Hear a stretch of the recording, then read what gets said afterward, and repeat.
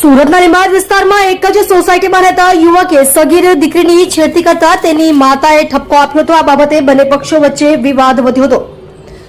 લીંબાયત પોલીસે હત્યા અને છેડતીનો ગુનો નોંધીને મુખ્ય આરોપીઓ સહિત કુલ 5 શખ્સોની ધરપકડ કરી છે. તપાસના ભાગરૂપે પોલીસે આરોપીઓને ઘટનાસ્થળે લઈ જઈ આખા ગુનાનું રીકન્સ્ટ્રક્શન કર્યું હતું, જેમાં ઘટનામાં એક વ્યક્તિનું પહેલા જ મૃત્યુ થઈ ગયું હતું અને આજે બીજા ઇજાગ્રસ્ત વ્યક્તિનું પણ મૃત્યુ નીપજ્યું હતું. જેમાં લીંબાયત પોલીસ દ્વારા કડક વલણ અપનાવી તમામ આરોપીઓનો વરઘોડો કાઢી તમામની બરાબરની સર્વિસ કરવામાં આવી હતી.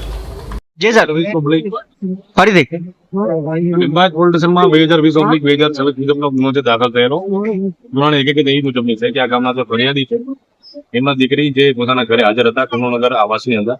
એ દરમિયાન વોટિંગનો દિવસ હોવાથી પૂરા પરિવાર વોટિંગ કરવા માટે ગયેલા. એ દરમિયાન દીકરી પોતાના ઘરે હાજર હોય એ દરમિયાન એમની બાજુમાં રહેતા આ કામના જે આરોપી છે આરોપીનો સગીર વયનો જે દીકરો છે એને આ કામના જે ફરિયાદી છે એમની દીકરીની છેડતી કરેલી.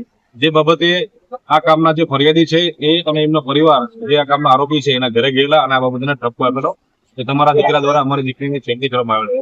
જે બાબતે બંને પક્ષ વચ્ચે રકાઝકી થતા અને બંને પક્ષ વચ્ચે ઝઘડો થઈ ગયેલો.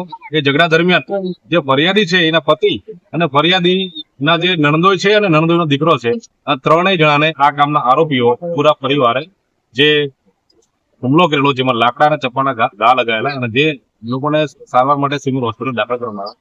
જ્યાં સારવાર દરમિયાન જે ફરિયાદી છે એમના પતિનું અવસાન થયેલ, સારવાર દરમિયાન જે એમના નણંદોના દીકરા છે ઇરફાન એનું પણ અવસાન થયેલ.